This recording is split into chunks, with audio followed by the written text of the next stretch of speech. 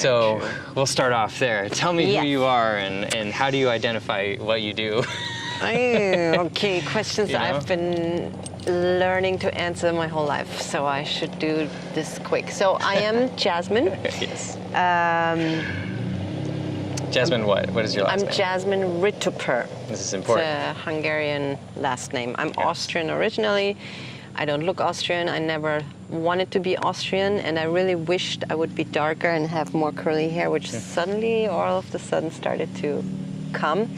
I'm 43 years old. I'm a movement artist, and why I say this word is because I'm educated, experienced my whole life in dance and theater, and then later aerial arts. So everything that has to do with the body and physically expressing myself. Right. And I think the reason why I did so many different things was because I felt the wider my repertoire of physicality is, the more I can say, pretty much. Which I never thought it that way when but then later on when you think about it and look back for 40 years now, why I dance and this and this and this is, and then I thought, okay, yeah. 'Cause the more flexible I am, the more free I feel. It's always that looking for freedom and having a lot of tools to say who you are and what you feel. Yeah, and movement is like exactly that. There's, through dance and expression of movement and even the weird stuff that people don't really want to do. I think almost like if there were more people that were expressionist artists with movement, then like everyone would feel a little bit more comfortable just making weird faces and movements and like getting into that primal self. Yes, it's a little tricky. and people wouldn't use that word weird anymore, I think. Well, I like weird, but yeah, me too. But like when they don't, I think it's when they don't understand it. Right. Because you see dance or movement always how it's promoted or how it's been educated to our mind and vision over all these years, and that's usually pretty or in an aesthetic way, I guess, pretty, because pretty is not the same everywhere, but beautiful lines and a beautiful body and right, more attached to the feminine sort of fluid movement of things and not so much introducing like jarring movements. Then strength, yes, but then strong, but not like chopped or corky or edgy or something like that. Yeah. Okay, so like what do you feel was your biggest inspiration to start moving like this? Give you that drive? I don't remember a day in my thinking mind where I wasn't, or where I ever was doubting that movement is my main thing that I need to do in my life. Making income, doing it, whether income or not, but just I need to do this every day to feel sane. And I am very primal. The primal aspect, which it's not necessarily bind with the dance, but to feel primal, I guess, is very much physically expressed or feels very physical. The urges and the senses and the, like... I think human beings have that natural urge. Yeah.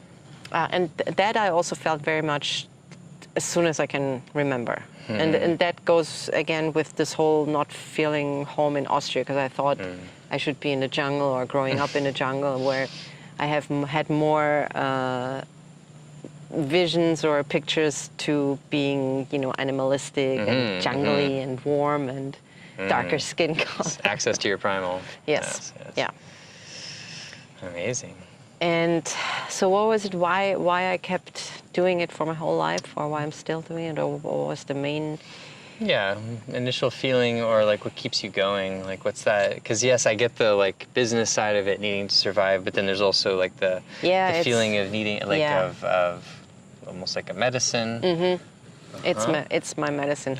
I think now having my injury really made me not only think but also experience in the healing time. The patients in the beginning, it was easier, but then I got hit because I started training, so my muscles were activated again. So that satisfaction I took care of pretty quickly. I mean, not in the same way, but at some part. But then one day this, I don't know, anger or sadness or something that I couldn't dance. That I couldn't hear the song or hear a beat or hear a melody and I can just jump out and express what I just feel in my body in any way, like snipping and clapping and shaking and, whatever, exactly. So I need all these things to be accessible, the tools to express myself now.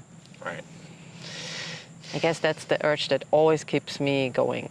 Sure, yeah, it's, luckily for you in the sense you kind of were given access to something that kind of gives you that lifeblood feeling like that you feel alive when you do it and you can have access to it.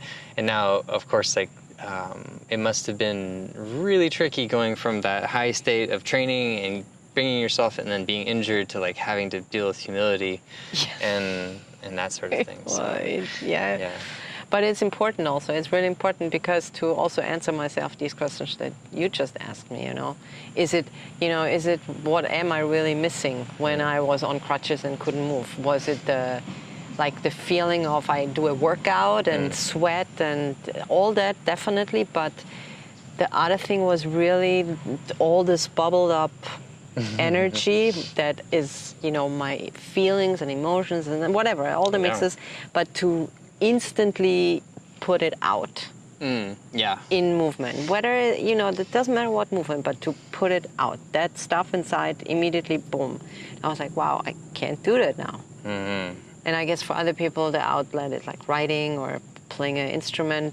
But I think with maybe singing also, I think some tools are more direct out or feel stronger when it's physical. Versus then your mind puts it in words. Yeah. It's probably a percentage, how much mind and how much physical, how much somatic and how much mental it is versus. Yeah. And maybe who knows what the balance is, but there's always a balance there because there's creativity, there's input, there's output. I definitely figured I need to, I'm not balanced. I definitely need to, feed my mind a little more.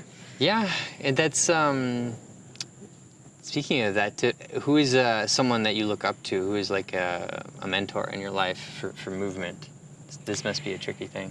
A mentor for movement definitely is Amy Cicada. She was my first company in New York I danced with, worked with, spent time with. And because I've seen her journey, and then she's in Brazil, and then she mastered so many athletic styles on a very high level, and then seeing how she uses these tools, because she's really all about her ancestry, really going back there and working with those people, and then putting all the things she worked in that use and developing. And then she had a baby, and just seeing then with the baby, how she's taking classes again, teaching classes, and how it all is just blossoming. Everything she's doing, and of course there's struggles there, but I would say mentors for me are people who do what they do for a really long time and have a journey with it. And it doesn't mean that they always just go up and are successful, but it's interweaved in their life. Yeah. And that's what I really like. Because I tried the whole, really making my business with the social media, with creating content. I love creating content, but I got so tired of doing it for the platforms or doing it for anybody. Yeah, to feed an algorithm in order to get a number. Yeah, exactly. Because before I'm it is all interweaved in my life, because I'm creating it myself. I have the chance to put it somewhere and make money with it. But as we figured out, of course, it doesn't really run by the fair rules. And then in any way, we all have to play games. Sure. Yeah, and that's kind of why I asked who's your mentor, is it's in part with what drives you, what's that self-drive, and then who are people that you see and you look up to, just not even to say I need to be like that person, but oh, this person carries this with such depth and so much with their heart that like that's what I want to do. Like not what they want to do, but how they do it. Exactly. The how, that's really it. And also to share it. I was the teaching aspect. I always loved teaching, but I for some reason never, you know, really put like almost as if I'm afraid and didn't want to. I don't know, like my mechanical movement, the method. I'm the biggest fan of it myself, and I stopped. Like, you know, I prepared everything, the content, and then for some reason I was like, stop. Yeah, it's teaching is, you know, putting yourself out there, and especially in the teaching format is much different than like just a performance. Because then now you're asking people to replicate, and there's probably a level of like it's like teaching someone is difficult also, but then like having something that's like your baby and then asking other people to do it, there's probably a level of like, will they do it right? And also like, do you want other people to represent that? And does my baby do the thing that I designed it for, what it does for me, also to them? You know, does it give them not the same, but some kind of feeling why I do the whole thing, you know? So that for sure, but this is the thing I now really want to focus more, and that's also why I do what I do, also to now, I guess, share it more in terms of teaching and not just producing content. Definitely. I think with the evolution of like AI and things like that, there'll be a lot more people available for education. Like people will actually be taking educational things to expand their horizons more. So in terms of, I think wellness is like when you talk about weaving, so tantra means to weave essentially. So really? I didn't know that. To like even yoga means to yoke or to intertwine or to weave. It's like talking about like, and you know, in Buddhism, of course, yin and yang, Taoist, yin yang, and you know, so everyone has their own concept for this, but it's like the interweaving of the light and the dark, and the pain and the joy, and all the things. And now that you say that, you know, when you're only just a dancer, I always hate to say that. So when in New York, when people said, "Oh, you're just a dancer," I was like, "I'm not just a dancer." You know, all this goes in, but the weaving aspect as a performer definitely is probably not as balanced as a teacher, or, you know, first a performer, but then creating something that, like you said, the other aspect comes also, the talking to people and caring for other people, not just for myself. Yeah, of course. And giving it then to the people, but really be there when this transaction happens. Yeah, it's one thing to have a great thing, and it's another thing to be a great teacher. Because I think it requires a lot of sacrifice and a lot of humility on your part, because you have to put yourself in places where, to understand students and where they're coming from. So so true. Job. So true. That's why also now I took the yoga teacher training, and you know, every time I have to observe classes, that means either I can watch or take them. But in the sense of it's part of this training, you know, certain hours. And usually, you know, I go in and sometimes when people ask, "Oh, you must have done this long," and then the Haley would say, "Yeah, she's a performer," and blah blah. Now I go in with my crutches, and then I'm like, "We don't trust get those off, get those off. Let me go in the hammock so I can feel like I'm great, you know." And then the teacher would introduce me and saying, "Yes, you can also look at Jasmin. She just did our teacher training. She's an upcoming teacher, like a newbie, you know." So I'm not introduced as the performer, but as the freshie, like the fresh teacher, which is also, you know, it's humiliating, but it's really good. Yes.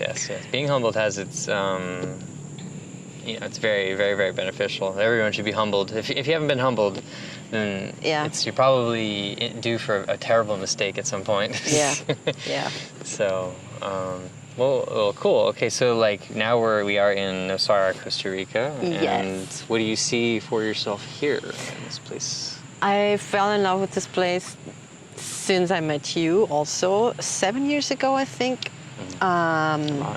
So and I know your property also since that, how it has been growing and how, you know, that's what I love. When I don't care about something being set up overnight, but I really love when I see somebody, you know, putting all the love and passion in, and then stone by stone, and, you know, little by little, it's just coming together. Yes, poco poco. Yeah. I see myself here definitely to build my place in the community, and until now, because 7 years I could have done way more, but obviously I didn't really know what my place looks like. Sure. And now I can really easy and happily say I'm part of the teachers of the Nosara Performing Arts team. Haley, Adriana, myself, and Shanti. And we cover aerial, dance, and singing and acting. Nice. So it's like, it's also something, because the thing is that when I teach aerial or when I teach dance, I don't really want to teach the shapes, or unless it's my movement style, because I designed those. Of course. But I want to work with the people, and it also crystallized with my last 2 years of working with the kids from the Nosara Performing Arts Academy on a show. And then they actually said, well, Jasmin, you're really here to work with them on musicality, on expression, on not teaching them the tricks. And I never thought, you know, that I could be a teacher for really like putting things together, because I've never seen it on a board, you know, in classes. It's usually technique classes, but you know, like in an expression class that you go and there are all the aerial tools there, and I give them assignments how they need to come up with a little choreography, or I give them different music and work with emotions. So I work with the aerial tool or the dance and the people, but not giving them the steps in that one section that I really like, but more giving them assignments and working like in a play, you know, where different elements come together, and where I want to, you know, get the stuff out. Because I see so many talented kids here where I'm like, if they want to go pro, I could, you know, I could imagine. But they all are so fixed on the moves, and then when it comes to expression or something, it's such a block. And I feel super passionate to get that out. Yeah, it's tricky. Yeah. Breathwork is a good tool for that kind of stuff. Yeah. Because it can help them just get a little bit closer, or it'll bring up an emotion. At least they have that, like, what was that? Yeah. Maybe they can identify with it. But that's true, yeah. Yeah. So being here and being part of this teachers team, and also then sharing some more dance classes and burlesque. Yes. And finding opportunities to also perform myself, of course. Yeah. So that's how I see myself here. Yes, and like recovering, of course. Yes. And treating yourself well. And being in this lovely blue zone and surrounded by people, hopefully, that are like mentors and like inspire you in I would say, different you know, directions. You're maybe a little mentor as well. Ah, thank you. Yeah. I like to challenge people. One of those ninja mentors. Like they're always there, and then you think back and you're like, huh. A lot of my mentoring, not in a direct way, definitely comes from you. Like every time we did a photo shoot, and you're probably definitely also one of my most favorite photographers, we hit topics during our work. Yeah. You know, and that's, I guess for you and for me, it's a really, I like talking about like deep stuff also during working. Sure. Because I feel most comfortable. Yeah. Safety is important in photography. Yeah. And creating spaces, just like in dance, it can't just be the movements. There has to be emotion and something else in there, or else you'll notice it. You'll look at it and be like, oh, that's a very good image. Yeah. Rather than like, Yeah. And also for the dancer themselves, you know, it's not that I want them, like I want to see an emotion, but I know how much it feels so much better when you allow to put the emotion with the movement. Definitely, yeah, totally. So you got like, it seems like a bunch of things going on, and like a good trajectory in terms of like what you want It seems like moving more towards like educational stuff and like teaching. It seems to be like where you're going. This injury definitely, was a pointer in that. I mean, I still say I'm gonna dance until I die. Yeah, It's of course. a dramatic sentence, but it's how. And it's how and how much. But I needed to get off the, like my main focus, as much as I've created the movement style and the teaching, somehow I like slipped back on the me performing, me photo shooting, trying to make them income from those sources and not, okay, now I really focus on teaching and I let gigs come for me to perform, but I want to focus on teaching for my income. Sure, and I think it's a much more altruistic sort of thing as well, helps support like a social economic sort of thing. So yeah, wonderful. Yes. And this is all what this beautiful place is giving me. yes, this place and much more, and then hopefully you'll start to do something here as well. Yes. Some sort of like fun movement on this lovely. I love it because I already tested it, and it doesn't. It's really soft. It doesn't have lots of bugs. Yeah. I mean, some come in and then they go out because they realize it's just like, whoa, what's going on here? It looks so natural. Real. Yeah, But, I really like it. I really like it. And every time I come out from my little casita, I'm like, this tree and this lights and the white stones. It's just like. Yes, it has to be. Creating the nice space is like been my journey here. But, you're doing it really, really well. Well, thank you. It sometimes, it sneaks in, or I always need these things, like in the kitchen at the washing the dishes, and then I have my leg up, on a belly bar, and I always get lost, even though the containers are there. But yeah, right. We'll have to. There's this tree, and the sun comes in, and I'm like. The beauty is there. Exactly. And the birds and the butterflies, and I'm like, this is crazy how one picture really can change this whole game.